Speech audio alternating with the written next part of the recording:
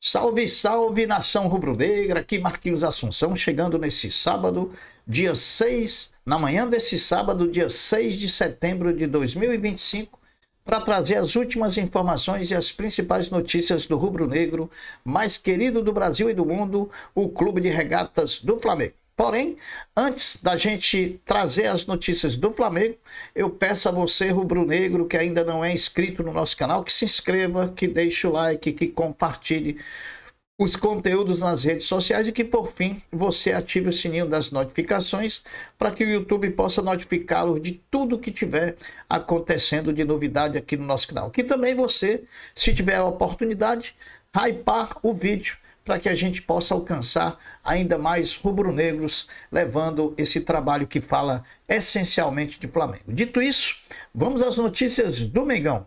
Final de folga. O elenco rubro-negro se reapresentou ontem, sexta-feira, à tarde no CT Ninho do Urubu, onde iniciou a preparação para a partida, a retomada do Campeonato Brasileiro, domingo, dia 14, em Caxias do Sul, contra o Juventude, partida da 23ª rodada do Campeonato Brasileiro. No treinamento de ontem, assim como já tínhamos dito, o foco incidiu principalmente nesses primeiros dias. O foco incidirá principalmente nesses primeiros dias na preparação física para equilibrar e uniformizar a condição física de todos os atletas.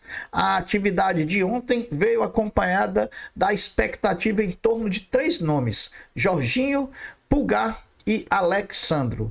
Quanto a Jorginho, a expectativa positiva se confirmou. Ele, que ficou fora contra o Grêmio por conta de um desconforto muscular, porém que fez trabalho de recuperação durante todos os 4 dias de folga no CT Ninho do Urubu. Ele treinou normalmente ontem, juntamente com o restante do grupo, estando novamente à disposição do técnico Felipe Luiz para a retomada diante do Juventude no próximo domingo. Em relação ao chileno Eric Pulgar, as imagens disponibilizadas pela Flamengo TV do treinamento de ontem mostraram o volante chileno fazendo o trabalho de força na academia. Nos próximos dias, o Pulgar deve ser submetido a uma tomografia que vai direcionar o resultado dessa tomografia, vai direcionar ele, lhe fazendo avançar na recuperação, já partindo para o campo, já partindo para tocar na bola. Essa é uma expectativa.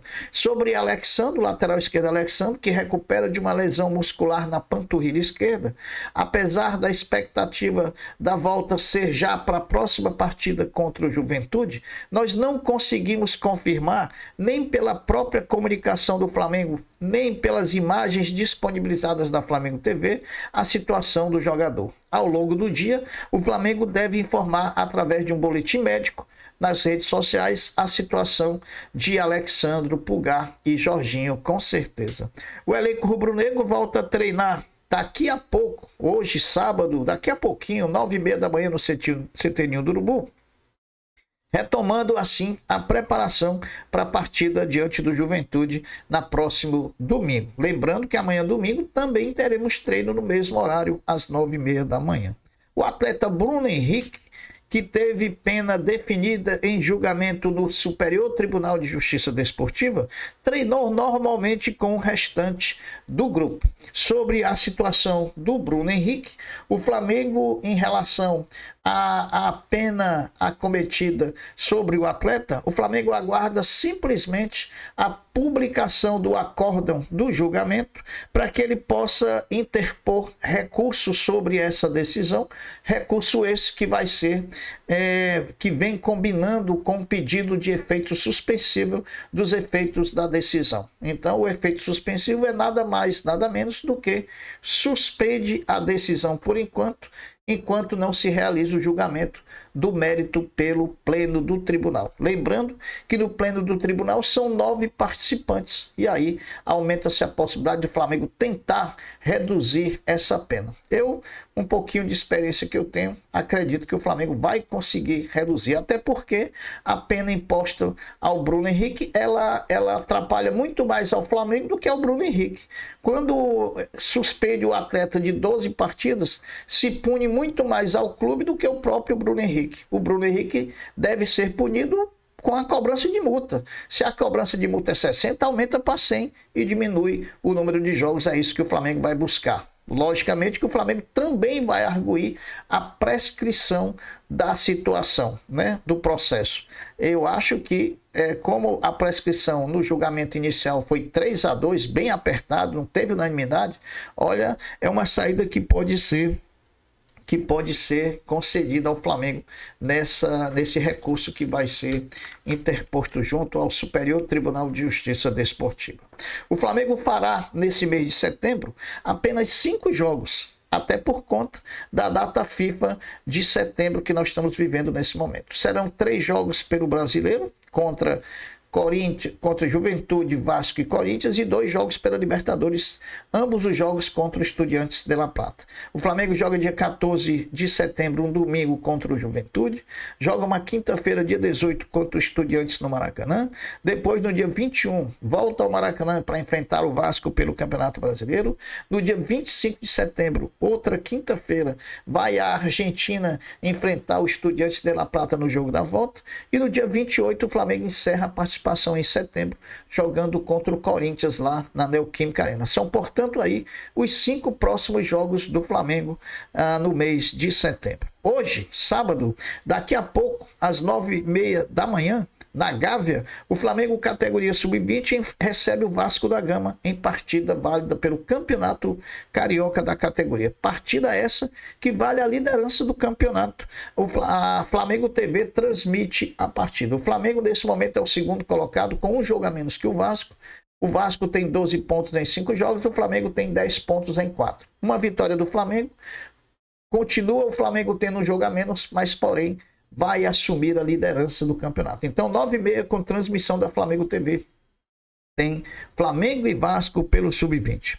O Flamengo está entre os 100 clubes que mais movimentaram o mercado financeiro em 2025. Um estudo divulgado pelo CIES, Observatório do Futebol, mostrou os 100 clubes do mundo que mais movimentaram o mercado em 2025. 5 brasileiros estão entre os 100 maiores. Em 30º lugar está o Botafogo, com 228,3 milhões de euros. O Palmeiras é o 41º, com 205,4 milhões de euros. O Flamengo é o 66º colocado, com 132,7 milhões. O Fluminense é o 90º colocado, com 76,8 milhões. E o Atlético Mineiro é o 99º, com 71 milhões de euros, né? Dentre os 24 jogadores que nesse momento servem a seleção brasileira na data FIFA de setembro, o Flamengo é o clube que mais revelou jogadores presentes nessa convocação. São ao todo 4 jogadores revelados pela base do Flamengo: Wesley, Paquetá, Jean Lucas e o goleiro Hugo Souza. Podendo ser mais, podia até ser mais se por acaso o Vinícius Júnior tivesse sido convocado, ele que estava suspenso para a primeira partida contra o Chile. O Flamengo Basquete viaja hoje, sábado, para a Espanha, para uma mini pré-temporada antes das disputas do Intercontinental de Clubes da FIBA no período compreendido entre 17 e 23 de setembro próximo. Antes de ir ao Intercontinental de Clubes, ainda na Espanha, o basquete rubro-negro realiza 2 jogos amistosos contra equipes espanholas. Dia 10 enfrenta o São Pablo Burgos e no dia 12 enfrenta o San Sebastián, ambos espanhóis, viajando no outro dia, no dia 13, para Singapura, onde será disputado o Intercontinental de Clubes. Intercontinental que o Flamengo busca aí o tricampeonato. Além da Copa Intercontinental da FIBA, agora em setembro, o Flamengo Basquete terá um calendário muito cheio pela frente. Isso porque o time rubro-negro vai disputar o NBB, edição 25-26, vai disputar a Champions League das Américas, do qual o Flamengo vai defender o título, pois é o atual campeão, e vai disputar a Copa Super 8.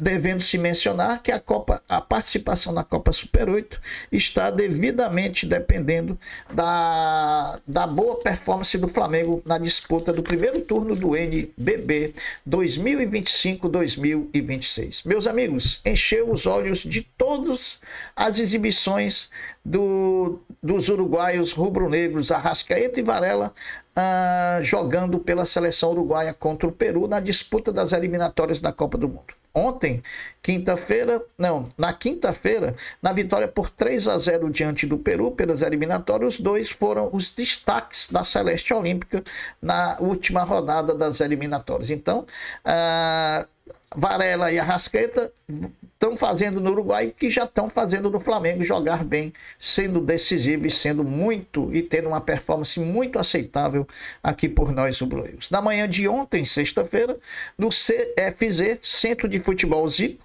do nosso Galinho, nosso maior ídolo rubro-negro, os crias do Sub-15 do Mengão se sagraram campeões da 25ª edição da Copa da Amizade Brasil e Japão, ao vencerem o Vasco do Clássico na grande final. O jogo terminou empatado no tempo normal em 1-1 e o gol da partida foi marcado por Marcos Pierre para o Flamengo. Na prorrogação, o empate persistiu e nas cobranças decisivas da marca dos pênaltis, o time rubro-negro venceu a disputa por 8-7, conquistando assim o 5º título da competição. Parabéns a toda a molecada rubro-negra e principalmente ao Zico por todo ano fazer essa competição que enaltece muito a categoria de base dos clubes. Essas são as notícias do Flamengo desse sábado, 6 de setembro de 2025. Eu vou ficando por aqui, deixando até breve, até logo, dizendo fiquem todos com Deus, porque eu sempre estou com ele. Saudações rubro-negras. Fui. Tchau.